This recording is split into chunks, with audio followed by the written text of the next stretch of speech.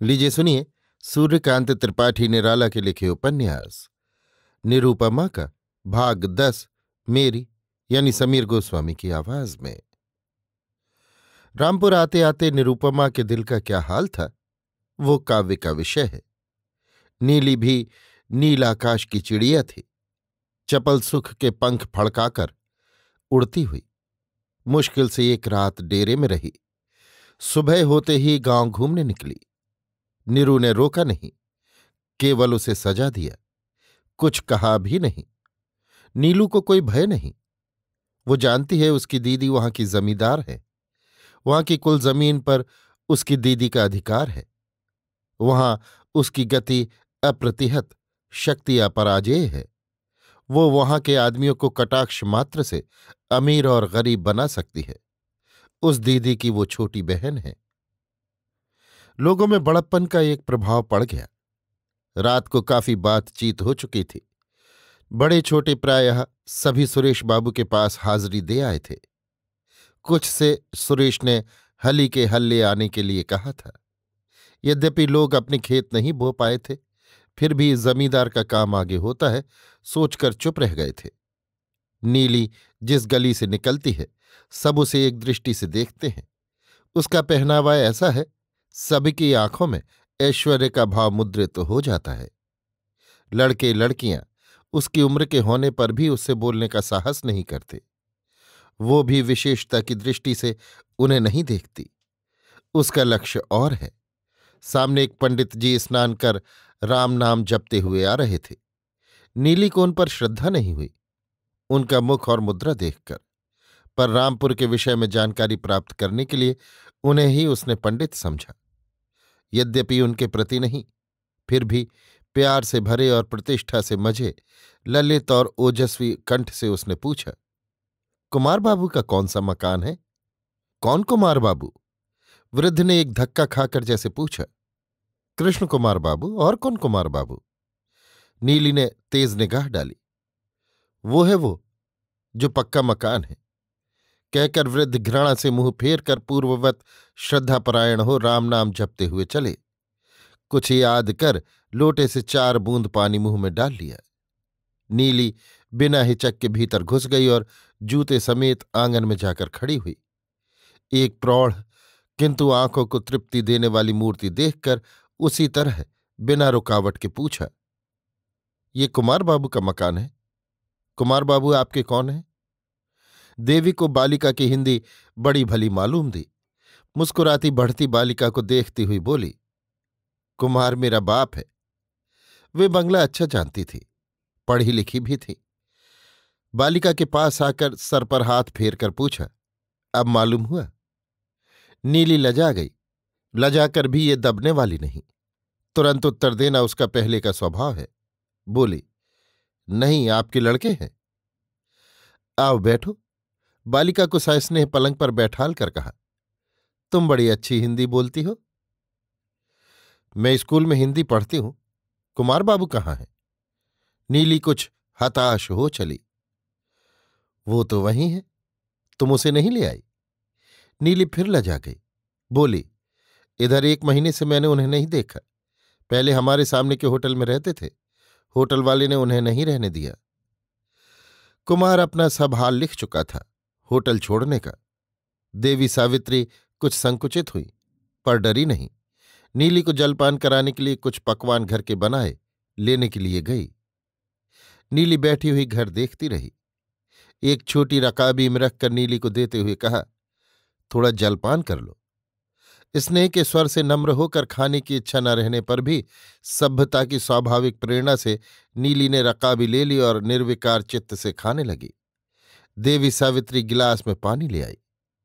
नीली का हाथ धुलाकर तौलिया पकड़े हुए पहुंचवाकर स्नेह से कहा, कुमार बाबू की तुम्हारी अच्छी जान पहचान है, तुम्हें खोजते हुए बड़ी मेहनत करनी पड़ी।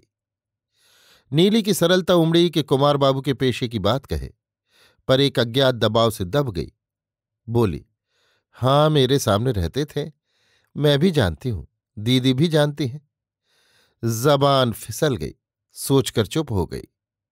दीदी कौन? दीदी दीदी और कौन? अब की संभल कर नीली ने उत्तर दिया, रामलोचन बाबू की लड़की? हाँ, नीली लजाकर बोली। मां की दृष्टि में पुत्र का सांसारिक प्रसंग सूक्ष्मतम कारण रूप में रहने पर भी कार्य रूप से आ जाता है। कारण संसार के मार्ग में मां आगे चली हुई होती है। जो प्रेम बीज रूप में रहकर भी नीली की समझ में आ गया था, वो नीली की ध्वनि से मां के हृदय में भी स्पष्ट हो गया। कुमार उन्हीं का कुमार है, वे उसे और अनेक रूपों से जानती हैं। इस निश्चय को विशेष महत्व न देकर हंसकर उन्होंने बंगला में नीली से पूछा, तुम्हारा नाम? मुस्कुराकर नीली बोली, श्री नीलिमा देवी। बड़ा अच्छा नाम है, हम लोग नीलिमा के भीतर रहते हैं। नीली खुश हो गई। हंसकर देवी सावित्री ने पूछा, तुम्हारी दीदी नहीं आई? आई हैं? नहीं, हमारे यहां। तुम तो हमारी मां हो, हमारा निमंत्रण उनसे कह देना। सम्मति की सूचना में जैसे नीली ने गर्दन हिलाई, इसी समय रामचंद्र बाहर से आया। मां को देखकर बोला, हमारे खेत सुरेश बाबू जुतवा रहे हैं। हमारे खेत क्यों हैं? मां ने कहा, हमने खरीदे हैं, उनके खेत हैं, उन्होंने ले लिए।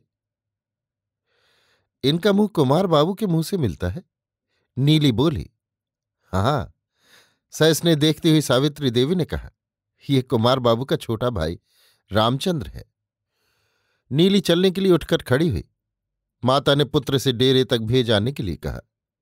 रामचंद्र नीली से 2 ही 3 साल बड़ा है। साथ लेकर चला।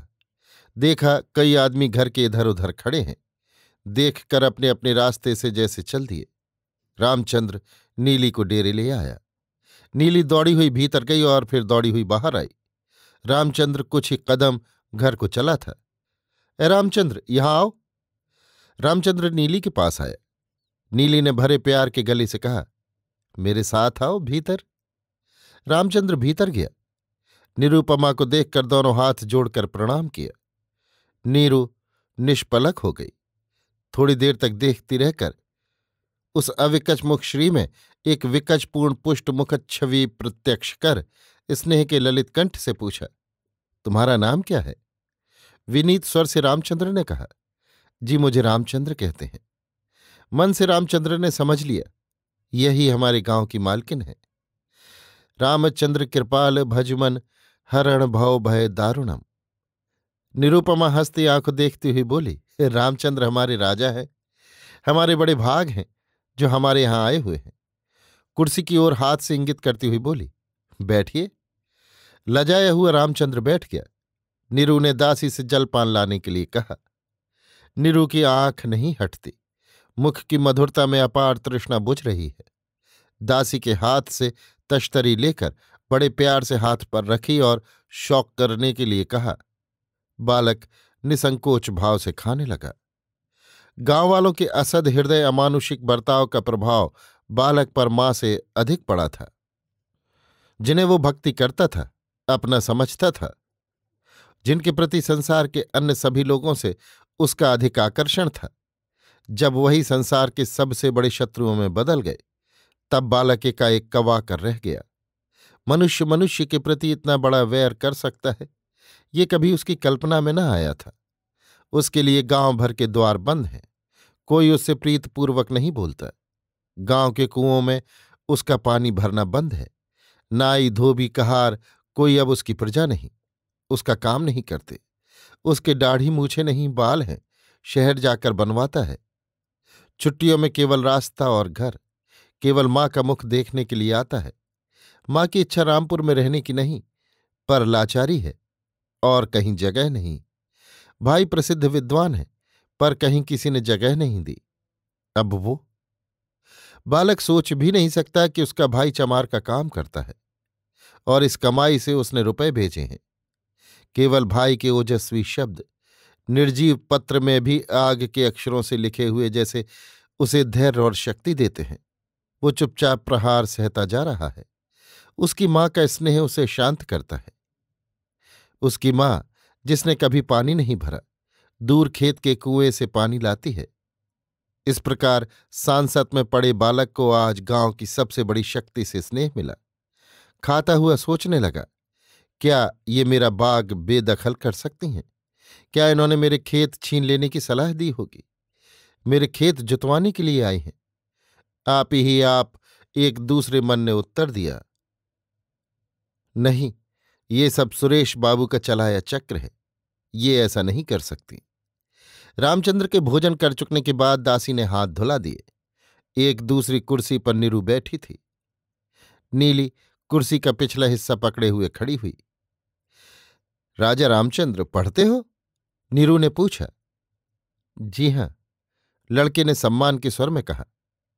किस क्लास में हो? जी, 8th में। अच्छा। हाँ, राजा रामचंद्र को कम उम्र में ज्यादा अक्ल होनी भी ठीक है। बालक मुस्कुराया। अच्छा रामचंद्र जी, तुम्हारे और भाई कहाँ हैं? बालक फिर मुस्कुराया। बोला, दादा लखनऊ में हैं। नाम? डॉक्टर कृष्ण कुमार। नीरू हंसी। उलट गया। राजा रामचंद्र के तो छोटे भाई को कृष्ण कुमार होना था। नीली भी हंसी। बालक लजाकर झुक गया। तब तक फिर स्नेह से देखती हुई नीरू ने पूछा, आपके छोटे भाई साहब वहां क्या करते हैं? बालक मर्म की बात कह न सका। नीरू से आंखें मिलाकर हंसता रहा। जानती हूं, नीरू बोली, मेरे यहां भी आए थे। बालक और खिल गया। फिर अपनी ही प्रेरणा से उठकर खड़ा हो गया और हाथ जोड़कर प्रणाम कर बोला, दीदी चलता हूं। नीरू को किसी ने गुदगुदा दिया। उठकर जल्दी से बढ़कर लड़के को पकड़कर एक अननुभूत स्पर्श सुख अनुभव करती हुई खींचकर बोली, अभी तो आप आए, बातचीत जम भी न पाई कि चलने लगे। बैठिए। बालक बैठ गया। हाँ, तो आपके भाई साहब डॉक्टर कृष्ण कुमार क्या करते हैं? अब की गंभीर होकर पूछा। नीली रामचंद्र को देखकर मुस्कुराती रही। मैं नहीं जानता। कुछ रुखाई से सर झुकाए हुए बालक मुस्कुराता रहा। फिर प्रश्न हुआ, किस विषय के डॉक्टर हैं? होम्योपैथी के? अंग्रेजी के। लड़के ने उसी तरह मधुर स्वर से उत्तर दिया। अंग्रेजी के डॉक्टर जो चीर फाड़ करते हैं? नीरू प्रीत से देखती रही। चीर फाड़ वाले डीलिट होते हैं, कुछ तीव्र स्वर से लड़के ने कहा। नीरू को तीव्रता में माधुर्य मिला। तो आप इसी तरह की डीलिट होंगे, क्यों? स्वर में कुमार का ध्यान करती हुई बोली, अभी तो मुझे बहुत पढ़ना है। प्रसन्न होकर पूछा, आपका खर्च आपके भाई साहब देते हैं? अब लिखा है कि देंगे, अभी तक मां चलाती थी। आप अपनी अम्मा को मां कहते हैं? जी, कलकत्ते में हम लोग पैदा हुए थे। नीरू सोचती रही। फिर पूछा, तुम्हारी मां बंगला समझती हैं? हां, वे पढ़ लिख भी लेती हैं।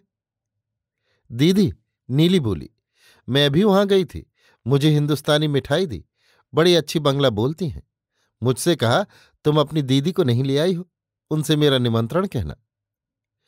निरुपमा ने ना जाने क्या सोचकर पलकें मूंद ली।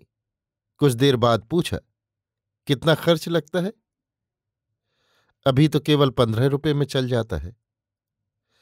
आपको 20 रुपये महीने के पहले सप्ताह में मिल जाया करेंगे, फिर बढ़ा दिया जाएगा ज्यों ज्यों आप बढ़ते जाएंगे। लेकिन दादा, बालक संकुचित होकर न कह सका। दादा क्या कहेंगे? नीरू ने डांट दिया। खेत से सिपाही खबर लेकर आया तो दासी ने कहा, दादा बुलाते हैं, खेत बोआया जा रहा है, देखने के लिए। अपनी मां से मेरा प्रणाम कहना। उठती हुई नीरू बोली, और कहना, मैं कल उनके दर्शन करूंगी। बालक चलता हुआ अपने खेत के बोआए जाने की बात सोचता रहा। अभी आप सुन रहे थे सूर्यकांत त्रिपाठी निराला के लिखे उपन्यास निरुपमा का भाग 10, मेरी यानी समीर गोस्वामी की आवाज में।